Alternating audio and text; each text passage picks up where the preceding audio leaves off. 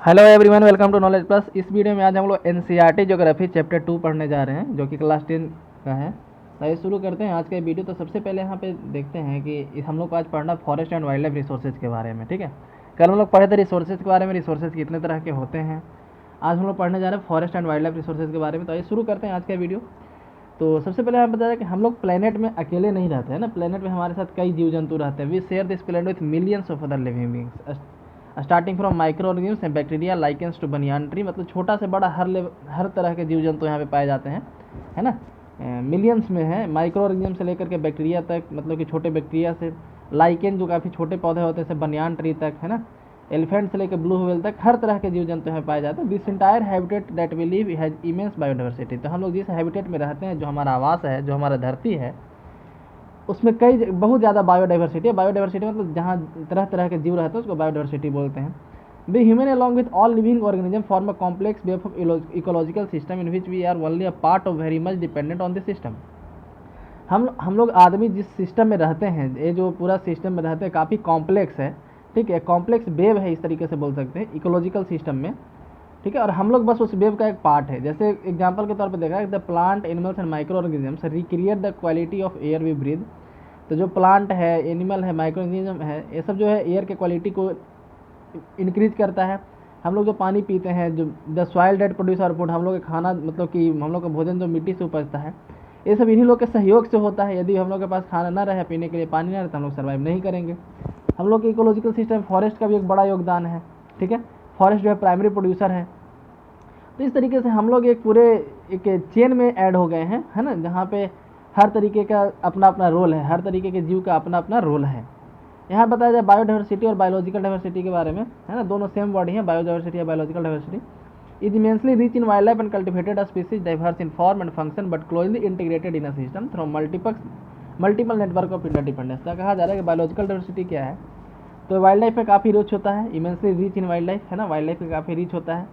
और ये diverse form में होता है, काफ़ी विविध फॉर्म में होता है और अपने फंक्शन में, ठीक है। लेकिन आपस में इंटीग्रेटेड रहता है, आपस में एक दूसरे से जुड़ा हुआ रहता है, इंटरडिपेंडेंट रहता है, एक दूसरे पर डिपेंडेंट रहता है। कोई भी आज़ाद नहीं है, सब एक दूसरे से जुड़ा हुआ है, सब एक दूसरे पर डिपेंड हो चुका है। Next flora and fauna in India. तो इंडिया में किस तरह के जीव जंतु और पेड़ पौधे पाए जाते हैं, उसके बारे में हम लोग पढ़ेंगे। तो जैसे कह रहा है कि हम लोग अपने चारों तरफ देखें तो हम लोग को पता चलेगा कि कुछ एनिमल और कुछ प्लांट जो यूनिक हैं, जो सिर्फ हमारे एरिया में ही पाए जाते हैं, है ना। तो in fact India is the one of the world's richest countries in terms of it vast array of biological diversity. तो कहा जा रहा है कि इंडिया जो है बायोडाइवर्सिटी के रूप में काफ़ी ज़्यादा रिच है, मतलब यहाँ पे काफ़ी ज़्यादा तरह का विविधता पाया जाता है जीव जंतु के रूप में। दिस इज पॉसिबली ट्वाइस और thrice the number yet to be discovered. तो लेकिन अभी तक जितना पता चला है ना, उसके 2 गुना 3 गुना नंबर अभी पता ही नहीं, मतलब कि जीव जंतु का अभी खोज ही नहीं हुआ है, डिस्कवर ही नहीं हुआ है। हम लोग पीछे क्लास में भी ये सब के बारे में पढ़े थे कि कितने तरह के जीव का हॉटस्पॉट क्या होता है ना। जैसे इंडिया में 4 हॉटस्पॉट है, दुनिया में 35 हॉटस्पॉट है। You may realize the importance of these resources in your daily life. These diverse flora and fauna are so well integrated in our daily life that we take this for granted. कहा जा रहा है कि ये flora and fauna मतलब कि ये पेड़ पौधे और जो जीव जंतु हैं हमारे लाइफ में इस तरीके से ऐड हो गए हैं, हमारे लाइफ में इस तरीके से इंटीग्रेट हो गए हैं कि हम लोग अब इनको हल्के में नहीं ले सकते हैं।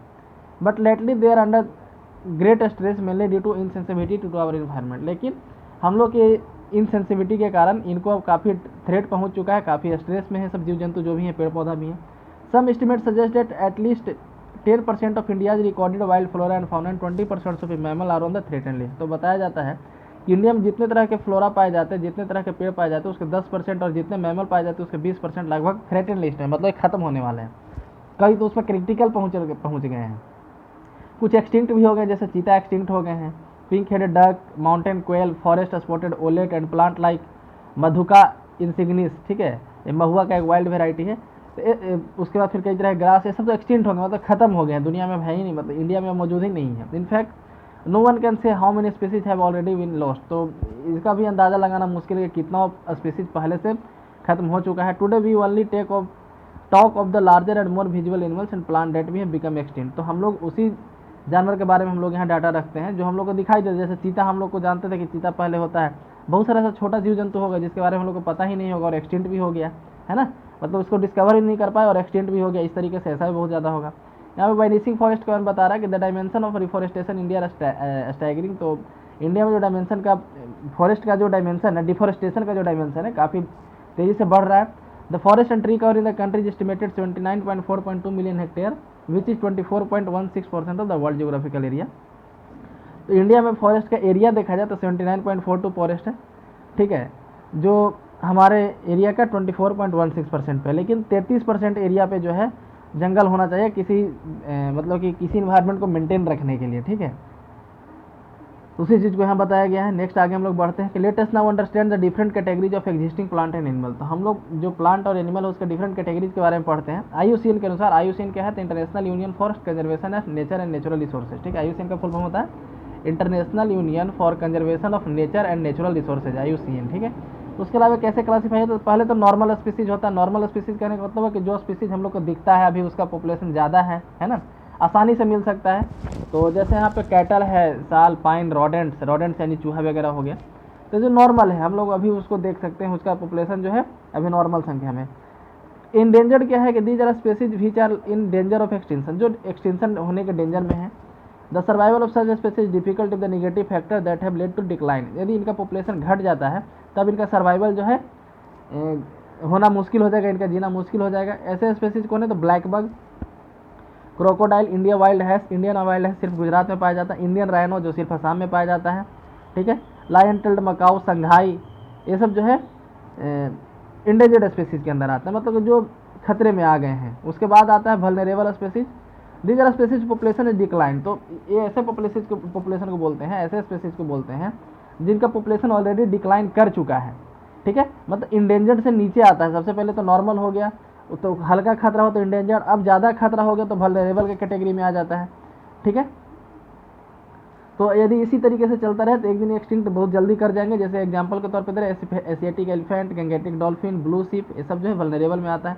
रेयर स्पीसीज क्या है कि जो काफ़ी कम संख्या में बचे हैं, species with small population may move into endangered और vulnerable category of the negative factor affecting them continue to operate. ऐसा कौन है, तो Himalayan brown bear, wild Asiatic buffalo, desert fox. उसके बाद आता है इंडेमिक, इंडेमिक बोलते जो किसी खास एरिया में पाया जाता है, किसी पार्टिकुलर एरिया में पाया जाता है, ठीक है। जैसे एशियाटिक लायन सिर्फ इंडिया में पाया जाता है, वो भी गिर फॉरेस्ट में पाया जाता है, तो इंडेमिक हो गया यहाँ का। तो वही यहाँ पे बताया जा रहा है कि जैसे Andaman teal, Nicobar pigeon, Andaman wild pig, mithun Arunachal Pradesh, ठीक है, ये सब जो इंडेमिक आएगा। वाइल्ड एस्ट गुजरात में पाया जाता है तो वहाँ के लिए वो इंडेमिक आएगा। ये एक्सटिंक्ट क्या होता है, जो खत्म हो चुका है, अब दुनिया में है ही नहीं, है ना। These are species which are not longer found after searches of known like areas where they may occur, तो जहाँ पे वो पाए जाते थे वहाँ पे बहुत ढूंढने के बाद भी वो नहीं मिलते तो उसको एक्सटिंक्ट बोलते हैं। स्पीसीज में भी extinct from a local area, एक स्पीसीज जो है किसी खास एरिया से एक्सटिंक्ट हो सकता है, किसी देश से एक्सटिंक्ट हो सकता है, ठीक है, या फिर पूरे अर्थ से एक्सटिंक्ट हो सकता है। जैसे एशियाटिक चीता है, बस एशिया से एक्सटिंक्ट हुआ है, ठीक है, बाकी दूसरी जगह चीता पाया जाता है, एशिया में चीता नहीं पाया जाता है, ठीक है। तो नेक्स्ट पढ़ते हैं एशियाटिक चीता के बारे में। Where did they go, the world fastest land animal, the cheetah is a unique and specialized member of cat family and can move speed of 112 kilometre per hour. तो कहा जा रहा है कि दुनिया का सबसे फास्टेस्ट लैंड एनिमल है चीता, ठीक है, और ये यूनिक है, कैट फैमिली के अंदर आता है, 112 किलोमीटर पर आवर इसका स्पीड है। The cheetah is often mistaken for leopard, तो चीता और लेपर्ड काफ़ी सिमिलर लगते हैं, इसलिए लोग एक दूसरे से मिस्टेक कर जाते हैं। इस distinguishing mark are the long tear drop shape line on each side of the nose from the corner of his eyes to his mouth. तो इसका पहचान क्या है, तो आँख से लेके मतलब मुंह से लेकर के आँख तक इस तरीके से लाइनिंग इस पे बना रहता है चीता पे। Prior to the 20th century cheetah were widely distributed throughout Africa and Asia, तो 20वीं सेंचुरी के पहले, 20वीं शताब्दी के पहले 1800 समथिंग तक, ठीक है, चीता आसानी से मिल सकता था अफ्रीका और एशिया में, लेकिन एशिया चीता जो है एक्सटिंक्ट हो चुका है क्योंकि इसका हैबिटेट कम गया है, इसका प्रे कम गया है, और इंडिया में इसको एक्सटिंक्ट घोषित किया गया 1952 में, तो 1952 में ही इंडिया में बोल दिया है कि अब चीता यहाँ नहीं रहता है। Next what the effective factors, क्या निगेटिव फैक्टर है जो किसी फ्लोरा एंड फौना को जो है डिप्लीशन में मदद कर रहा है, उसका पॉपुलेशन घटाने में मदद कर रहा है।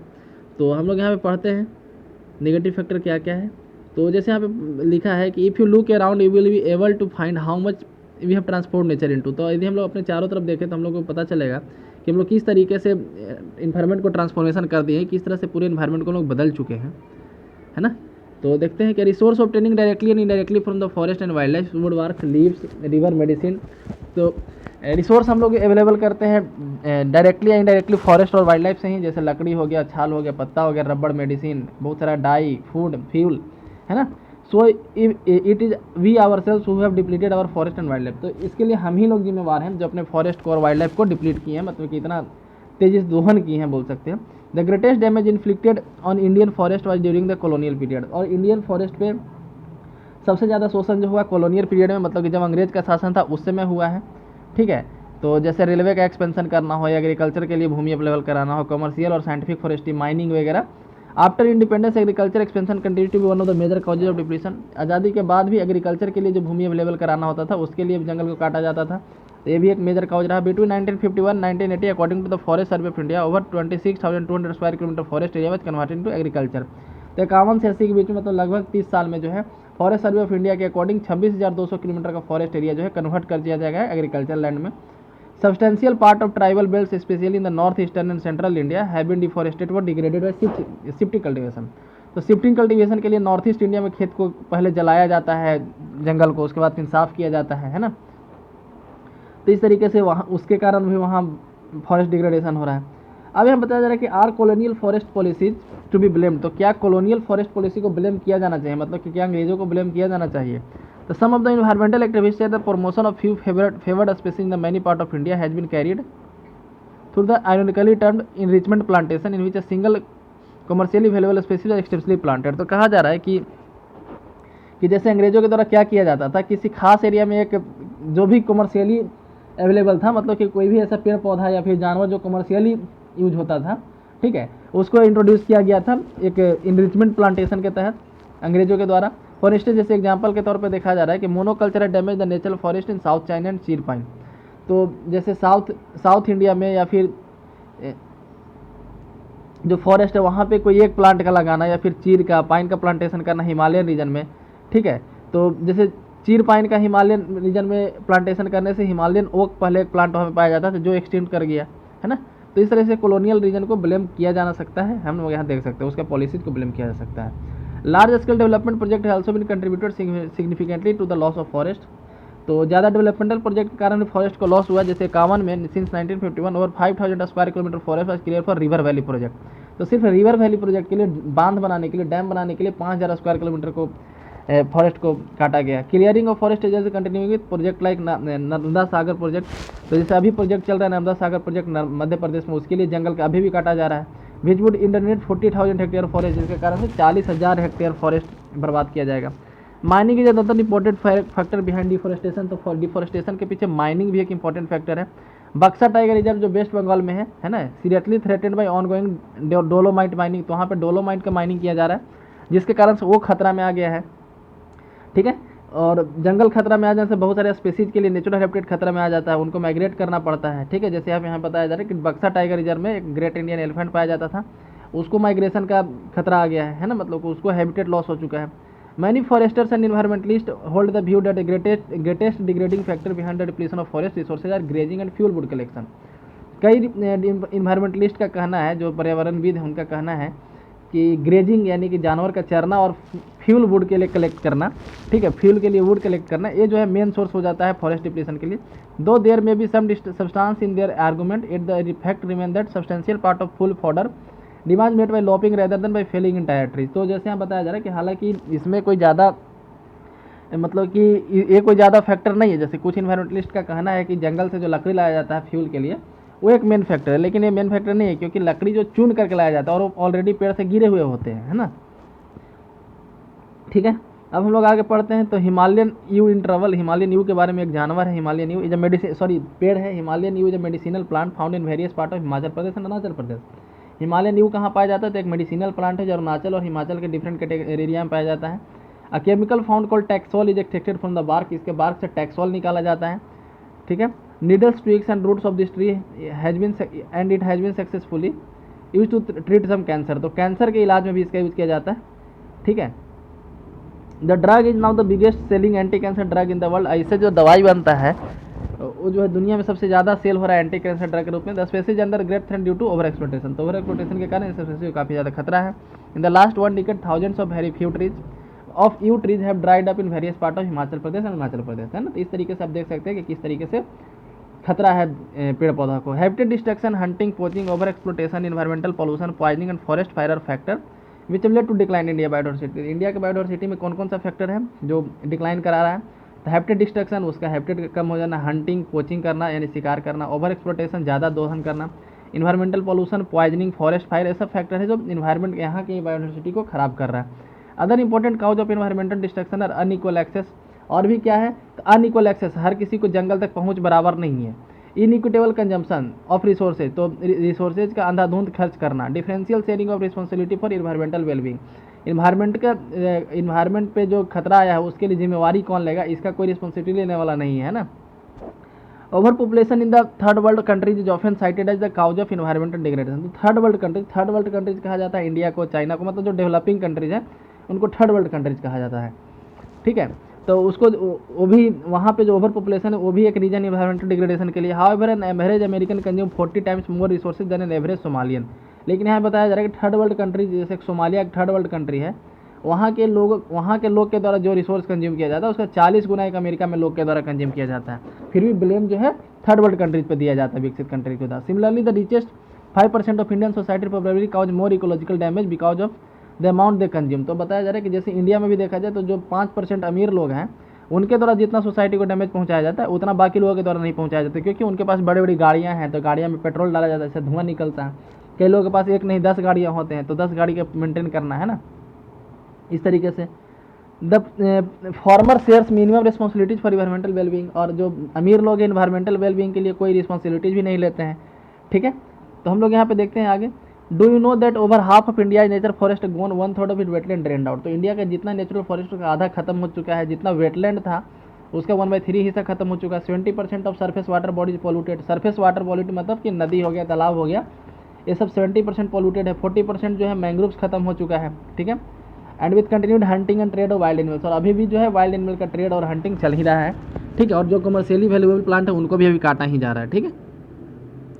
आगे देखते हैं। The destruction of forest and wild life is not a biological issue, the biological loss is strongly correlated with the loss of cultural diversity. तो बताया जा रहा है कि फॉरेस्ट को डिस्ट्रक्शन करना और वाइल्ड लाइफ को मारना एक सिर्फ बायोलॉजिकल इशू ही नहीं है, एक तरह का कल्चरल डाइवर्सिटी को भी खत्म कर रहा है। Such losses is increasingly marginalised and improvised many indigenous and other forest dependent communities. तो जैसे फॉरेस्ट जो खत्म हो रहा है, तो फॉरेस्ट पे जो कम्युनिटी डिपेंड करते थे, ऐसे ट्राइबल लोग या फिर ऐसे इंडिजिनस लोग, ठीक है, जो फॉरेस्ट पे ही डिपेंड करते थे, उनको उनके रोजी रोटी पे खतरा आ जा रहा है, ठीक है। जैसे वो अपना ड्रिंक मेडिसिन के लिए उनका कल्चरल स्पिरिचुअल हर तरह का डिपेंडेंट था फॉरेस्ट पे ही। Within the poor women are affected more than men. यदि गरीब लोगों में देखा जाए तो वीमेन ज़्यादा अफेक्ट होते हैं। In many societies women bear the major responsibility collection of fuel. क्यों वीमेन क्यों ज़्यादा सफ़र करते हैं? क्योंकि वीमेन को ही काम रहता है फ्यूल कलेक्ट करना, चारा कलेक्ट करना, पानी लाना, है ना। और यदि मान लीजिए कि पानी पहले 2 किलोमीटर से लाना पड़ता था, वहाँ का नदी पॉल्यूट हो गया तो 4 किलोमीटर से लाना पड़ा, तो दिक्कत किसे होगा? वीमेन को होगा। Are these resources depleted, the drudgery of women increases and sometime they have to walk for more than 10 kilometre for collect them resources, ठीक है। तो कभी कभी उनको 10-10 किलोमीटर जाना पड़ता है रिसोर्स कलेक्ट करने के लिए। दिस का सीरियस हेल्थ प्रॉब्लम, इसके कारण से काफ़ी सीरियस हेल्थ प्रॉब्लम होता है उनके अंदर, ठीक है। फिर उनके कारण उनके बच्चों को होता है, क्योंकि घर का काम बढ़ जाता है। The indirect impact of degradation such as sewer, drought और डिफॉरेस्टेशन इंक्लूड फ्लड etc। तो जंगल के काटने से जो है इनडायरेक्ट रूप में देखा जाए तो फ्लड आता है, सुखाड़ आता है ना। इसके कारण से पॉवर्टी बढ़ता है, जैसे बाढ़ आया तो हर किसी का घर डूब जाता है, तो उसके कारण से पॉवर्टी बढ़ता है। तो इस तरीके से जंगल के काटना सिर्फ एक बायोलॉजिकल प्रॉब्लम ना होकर के एक सोशल प्रॉब्लम भी है ना, समाज का भी एक प्रॉब्लम है। इसलिए हम लोग को वाइल्ड लाइफ कंजर्वेशन स्ट्रेटजी अपनाना चाहिए। अब नेक्स्ट है conservation of forest and wild life in India. तो इंडिया में किस तरीके से फॉरेस्ट और वाइल्ड लाइफ को कंजर्व किया जा रहा है? तो conservation in the background of rapid decline in wild life population and forestry has become essential. तो कंजर्वेशन जो है काफ़ी इसेंशियल हो चुका है, लेकिन हम लोग को कंजर्व क्यों करना चाहिए? सबसे पहला क्वेश्चन तो यही है। हम लोग यही पढ़े कि जो बायोलॉजिकल प्रॉब्लम ही नहीं है, जैसे पेड़ के काटने से सिर्फ ऐसा नहीं है कि इन्वायरमेंट को लॉस हो रहा है, लॉस आदमी को हो रहा है। Conservation preserve the ecological diversity and our life support system. Conservation के कारण हमारा जो इकोलॉजिकल डाइवर्सिटी वो जो है कंजर्व रहता है, प्रिजर्व रहता है। वाटर, एयर, सॉइल कंजर्व रहता है ना। It also preserve the genetic diversity of plant and animal. तो प्लांट और एनिमल का जो जेनेटिक डाइवर्सिटी वो भी प्रिजर्व रहता है, जो स्पेसीज के बेटर ग्रोथ और ब्रीडिंग में हेल्प करता है। एग्जाम्पल की in agriculture we are still dependent on traditional crop varieties. जैसे हम लोग अभी भी ट्रेडिशनल क्रॉप वेराइटीज पे डिपेंडेंट है। जैसे अमेरिका में यदि 1 हेक्टेयर में जितना धान होता है, जितना चावल वहाँ पे उपजाया जाता है धान, उसका आधा भी इंडिया में नहीं हो पाता है ना। Fisheries too are heavily dependent on the maintenance of aquatic biodiversity. Fisheries भी उसी तरीके से नेचुरल चीज़ पे हेविटेटेड है। In the 1960 and 70 conservation demanded of national wild life protection programme. तो 1960-70 के दशक में जो है काफ़ी ज़्यादा प्रोग्राम ऐसे लॉन्च किया गया था। जैसे Indian wild life protection act आया था 1972 में, तो Indian wild life protection act आया था 1972 में, जिसमें कई तरह के जानवर को हैबिटेट को बचाना था, protecting habitat. An all India list of protected species are also publish, तो उस समय एक ऑल इंडिया लिस्ट पब्लिश किया गया था जो प्रोटेक्टेड स्पीसीज है उनका। The thrust of the programme was toward protecting the remaining population of certain endangered species. तो इसमें क्या था, मेन टारगेट था कि जो जो खत्म हो गया वो तो खत्म हो ही गया, जो बच रहा है उसको बचाओ, है ना। हंटिंग को बैन करो, लीगल प्रोटेक्शन दो हैबिटेट को, है ना। ट्रेड को मतलब वाइल्ड लाइफ के क्षेत्र में जो ट्रेड होता है उसको रेस्ट्रिक्ट करो, ठीक है। उसी तरह के सेंटर और कई स्टेट भी नेशनल पार्क इस्टेब्लिश किए, वाइल्ड लाइफ सेंचुरी इस्टेब्लिश किया गया, ठीक है। और भी कई प्रोजेक्ट वहाँ पे लॉन्च किया गया, जैसे प्रोजेक्ट टाइगर लॉन्च किया गया, प्रोजेक्ट राइनोसेरस लॉन्च किया गया है, ठीक है। तो यहाँ बताया जा रहा है कि central government also announce several project for protecting specific animals, जैसे टाइगर है, वन हॉर्न राइनस है, कश्मीरी स्टैग है जिसको हंगुल भी बोला जाता है। 3 तरह का क्रोकोडाइल होता है इंडिया में, fresh water crocodile, salt water crocodile और घड़ियाल। एशियाटिक लायन है जो सिर्फ इंडिया में ही पाया जाता है, और भी कई तरह के एनिमल है ना, उसको प्रोटेक्ट करने के लिए डिफरेंट तरह का प्लान चलाया गया। जैसे most recently the Indian elephant, black buck, chinkara जिसको बोलते हैं, ग्रेट इंडियन बस्टर्ड जिसको गोटवन बोला जाता है, राजस्थान में पाया जाता है, चिंकारा भी और ग्रेट इंडियन बस्टर्ड भी, स्नो लेपर्ड, ये सब जो है, ये सब को बचाने के लिए अभी एक लीगल प्रोटेक्शन चालू किया गया। प्रोजेक्ट टाइगर के बारे में देखते हैं तो प्रोजेक्ट टाइगर जो है याद रखिएगा 1973 में इसको चालू किया गया था, और इसके तहत टाइगर कंजर्वेशन पार्क वगैरह बनाया जाता है, टाइगर रिजर्व बनाया जाता है, ठीक है।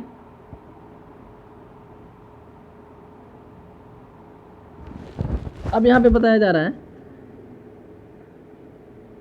The major threat to tiger population are numerous. तो टाइगर को क्या क्या थ्रेट क्या क्या है, तो जैसे poaching for trade, shrinking habitat, पहला तो शिकार हो जाना, दूसरा उनका घर जो मतलब जंगल का कटाई हो जाना, depletion of prey base species, जो उनका शिकार था, है ना, जो जानवर जिस पे वो शिकार करते थे उनका संख्या घट जाना, आदमी का पॉपुलेशन बढ़ जाना, तो ये सब उनका मतलब टाइगर के लिए खतरा है। The trade off tiger skin and use their bones in traditional medicine, tiger का स्किन का यूज ट्रेड किया जाता है, उसका मेडिसिन के रूप में उसके हड्डी का यूज किया जाता है, खास करके एशियन कंट्रीज में, ठीक है, जिसके टाइगर का पॉपुलेशन काफ़ी कम हो चुका है। Since India and Nepal provide habitat to 2/3 of the surviving tiger population in the world, these 2 nation became prime target for poaching and illegal trading, है ना। तो इंडिया और नेपाल मिलकर दुनिया में 2/3 टाइगर मतलब लगभग 67% टाइगर को यहाँ पे घर है इंडिया और नेपाल में, तो इसलिए यहाँ पे लीगल ट्रेडिंग काफ़ी ज़्यादा हो जाता है। Project Tiger one of the well publicised wildlife campaign in the world was launch in 1973।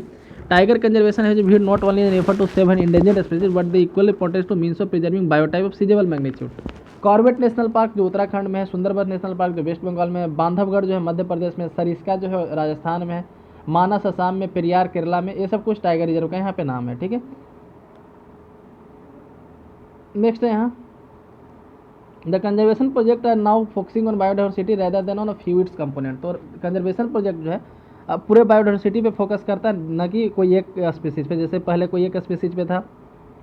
There now a more intensive search for different conservation measure, increasingly even insects are being protected. तो अब जो है insect को भी protect करना पड़ रहा है। In the notification under wild life act of 1980-1986 several hundred butterfly, moths, beetles and 1 dragonfly have been added to the list of protected species.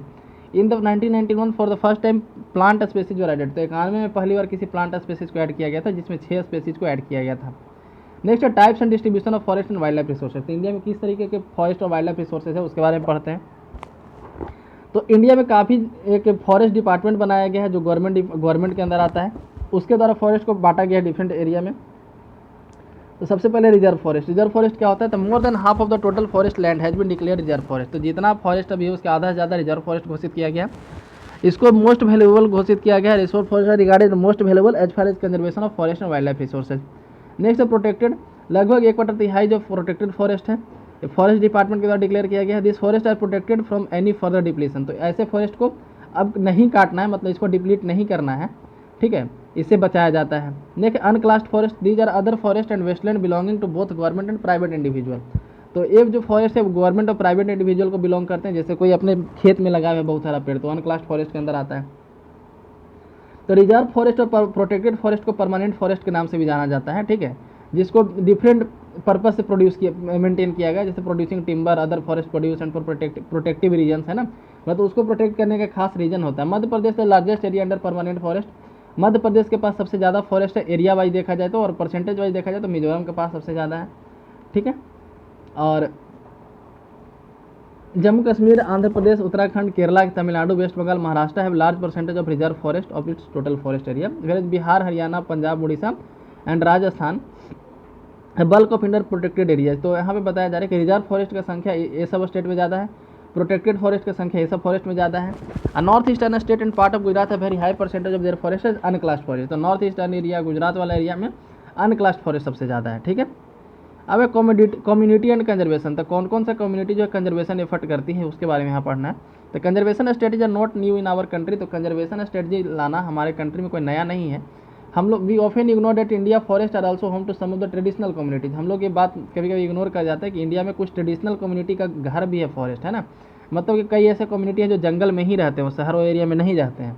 In some area of India local communities are struggling to conserve this habitat. तो कुछ area में local communities हैं इस तरह के habitat को conserve करने के लिए स्ट्रगल कर रहे हैं, है ना। Recognising that only this will secure our own long term livelihood. तो जैसे कुछ ट्राइब को लगता है कि जंगल ही तो हमारा घर है, इसको काट दिया जाएगा तो हम लोग रहेंगे कहाँ, है ना, इसलिए उनके द्वारा इसके लिए आंदोलन किया जाता है। In Sariska tiger reserve Rajasthan villager है fought against mining by citing the wild life protection act. तो जैसे सरिस्का टाइगर रिजर्व राजस्थान में वहाँ के विलेजर्स जो है इसके खिलाफ करते हैं। In many areas villager themselves are protecting habitat. कई एरिया में तो विलेजर खुद जो है हैबिटेट को प्रोटेक्ट कर रहे हैं। ठीक है, यदि गवर्नमेंट के द्वारा कुछ एक्सप्लॉइट किया जा रहा है, मतलब कि शोषण किया जा रहा है जंगल का इलीगल वे में, ठीक है, तो उससे जैसे inhabitants of 5 village in Alwar district और Rajasthan declare 1200 hectare of forest as Bhairav Dev Dakav sanctuary. ठीक है, declaring the own set of rule regulation. तो जैसे 5 गांव मिल करके 1200 हेक्टेयर को एक तरह से सेंचुरी घोषित किया और उसके पास अपना रूल रेगुलेशन चलाते हैं वो लोग, जिसमें हंटिंग को अलाउ नहीं करते हैं, वाइल्ड लाइफ को प्रोटेक्ट करते हैं। ठीक है, बाहर का इंक्रोचमेंट यदि कोई होता है बाहर से तो उसको रोकते हैं। ठीक है, next sacred groups of wealth of diverse and rare space. Sacred groups का मतलब क्या हो कि पवित्र, ऐसा जो पवित्र है। ठीक है, तो ऐसा जंगल जो पवित्र है उसके बारे में पढ़ते हैं। Nature worship is an old age tribal belief based on premises that all creations nature have to be protected. तो नेचर वर्शिप हमारे इंडिया में कोई नया नहीं है, काफ़ी पुराना ये प्रैक्टिस है और ऐसा माना जाता है कि हर कोई तो भगवान का ही क्रिएशन है और इसलिए हर किसी को प्रोटेक्ट होना चाहिए। Such beliefs have preserved several virgin forest in the pristine called sacred groups the forest god and goddess. तो इसके कारण से कई ज़्यादा मतलब कि जंगल का रक्षा हो पाया इस थ्योरी के कारण। दिस पैचेज ऑफ फॉरेस्ट और part of large forest have been left untouched. तो बहुत सारा ऐसा फॉरेस्ट जो अभी लोकल पीपल के कारण, लोकल पीपल के इंटरफेरेंस के कारण जो है अनटच्ड रहे। कहने का मतलब कि पोचिंग वहाँ पे बैन है, बाहर से कोई इंक्रोचमेंट नहीं हुआ है, मतलब वहाँ के जो लोकल रहने वाले लोग हैं उसको बचाते हैं क्योंकि उनके लिए पवित्र है, गॉड गॉडेज की तरह है। Certain societies the river a particular tree which they have preserve from the time immemorial. तो कुछ सोसाइटी जो है बताते हैं, जैसे मुंडा एंड संथाल ऑफ छोटा नागपुर रीजन वर्शिप महुआ। तो महुआ का पूजा किया जाता है मुंडा और संथाल के द्वारा। ठीक है, फिर कदम का पूजा किया जाता है। And the tribals of Orissa and Bihar worship the tamarind. हल्दी का पूजा किया जाता है, मैंगो का पूजा किया जाता है, जिसके कारण से जो है ये सब स्पीसीज अभी प्रोटेक्टेड है। To many of us peepal and banyan tree are considered sacred. कहीं कहीं जो पीपल और बनियान ट्री को भी सैक्रेड पवित्र माना जाता है। Indian society comprises several culture each with own set of traditional method. Indian society में कई तरह का कल्चर और हर कल्चर का अपना एक मेथड है पूजा करने का, कंजर्व करने का। Sacred qualities are often described to spring mountain peaks plant and animals. यहाँ तक कि माउंटेन पीक, प्लांट और एनिमल को भी जो है प्रोटेक्ट किया जाता है क्योंकि उनको पवित्र माना जाता है। You will find troops of Macau and langurs around many temples. Temple के आसपास मकाऊ और लंगूर आपको आसानी से मिल जाएगा। उनको खाना कौन खिलाता है? तो जो टेम्पल में आते हैं लोग उनको वो खाना खिलाते हैं।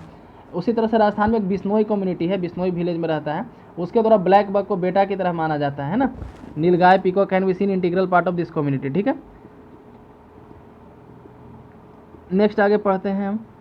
The famous Chipko movement in the Himalayas not only successfully registered deforestation several area but also shown that community afforestation with indigenous species can be not successful. तो बताया जाए चिपको मूवमेंट से न सिर्फ डिग्रेडेशन रुका है, न सिर्फ जंगल का कटाई रुका है, बल्कि बाकी लोगों को प्रेरणा मिला है कि यदि वहाँ के लोकल पीपल चाहें, इंडिजिनस स्पीसीज भी अगर चाहें तो फोरेस्टेशन किया जा सकता है। ठीक है, attempt to revive the traditional conservation method developing new method of ecological farming are now widespread. तो इस तरीके का प्रैक्टिस आजकल काफ़ी ज़्यादा है। जो जैसे बीज बचाओ आंदोलन हुआ था डेहरी में, ठीक है, और Navdanya have shown the adequate levels of diverse crop production with the use of synthetic chemicals are possible and without the use of synthetic. तो यहाँ पे बताया जैसे बीज बचाओ आंदोलन हुआ था टेहरी में, खास करके किस लिए? तो केमिकल्स जो वहाँ पे इतना खाद वगैरह इंट्रोड्यूस किया गया था उसके अगेंस्ट नहीं, हम लोग ट्रेडिशनल मेथड से खेती करके ही हम लोग अच्छे से कमा लेंगे। In India joint forest management programme furnished a good example for involving local community. तो इंडिया में ज्वाइंट फॉरेस्ट मैनेजमेंट प्रोग्राम चालू होता है जिसके कारण से सरकार और वहाँ के ट्राइबल लोग दोनों मिल के जंगल को बचाते हैं। The programme has been in formal existence in 1988 when the state of Orissa pass the first resolution to for joint forest management. तो उड़ीसा में पहली बार 1988 में ज्वाइंट फॉरेस्ट मैनेजमेंट के लिए एक बिल पास किया गया था, लॉ पास किया गया था। JFM depend on the formation of local village institution that undertake protection activities most on degraded forest. ठीक है, तो JFM उस लैंड के लिए लिया जाता है, मतलब JFM ज्वाइंट फॉरेस्ट मैनेजमेंट उस लैंड पे किया जाता था जो डिग्रेड हो चुके हैं। ठीक है, और अभी फॉरेस्ट डिपार्टमेंट की तरफ मैनेज किए जा रहे थे। In the return the members of these communities are entitled to intermediate benefits. तो और इन जो ट्राइबल लोग होते हैं उनको रिटर्न में क्या मिलता है सरकार को हेल्प करने के बदले, तो जो माइनर फॉरेस्ट प्रोड्यूस होता है, जैसे पेड़ से जो डाली टूट कर गिर गया या फिर जो फल गिर गया, वो सब जो है इस ट्राइबल पॉपुलेशन के द्वारा यूज किया जाता है, जिस कारण से दोनों मिल करके अच्छे से काम करते हैं वहाँ पे, है ना। The clear lesson from dynamics of both environmentalist destruction and reconstruction in India is that local communities everywhere have to involve. तो बताया जा रहा है कि इंडिया में यदि डिफोरेस्टेशन होने से रोकना है, मतलब कि इन्वायरमेंट को ठीक ठाक रखना है, इकोलॉजिकल डाइवर्सिटी को मेंटेन करना है, तो वहाँ के लोकल लोगों को मिलाना चाहिए, मतलब वहाँ के लोकल लोगों को प्रोत्साहित करना पड़ेगा, उनको रिवार्ड देना पड़ेगा, है ना, उनका सहयोग लेना पड़ेगा, बिना उनके सहयोग से नहीं होने वाला है। ठीक है, यहाँ पे गौतम बुद्ध का एक कोट दिया गया है कि trees peculiar organism of unlimited kindness and benevolence and makes no demand for its substance. तो बताया जा रहा है कि ट्री जो है दुनिया का सबसे दयावान जंतु है, ऑर्गेनिज्म है, ऐसा बोल सकते हैं, और जो काफ़ी ज़्यादा आदमी को देती है लेकिन उसके बदले में कुछ मांगती नहीं है। ठीक है, and extend generously the product of it life activity. पूरे लाइफ भर अपना प्रोड्यूस के कारण, मतलब कि अपने प्रोडक्ट से आदमी को हेल्प ही करती है। It afford protection to all livings. तो सभी तरह के जीव जंतु को एक प्रोटेक्शन देती है। ऑफरिंग शेड, हर किसी को ये छाया देती है। ठीक है, यहाँ तक कि उसको भी एक्समैन यानी कि जो कुल्हाड़ी वाला आदमी उसको काटने आया है उसको भी वो छाया देती है ना। तो गौतम बुद्ध के द्वारा बोला गया था। तो इसी के साथ ये चैप्टर समाप्त हुआ यहाँ पे। ठीक है, आप इसको कमेंट सेक्शन में ज़रूर बताएं यहाँ जो है। ठीक है, मैच द फॉलोइंग अभी हम लोग इसके बारे में पढ़े थे। तो यदि वीडियो पसंद आया तो लाइक करें, चैनल को सब्सक्राइब करें। धन्यवाद।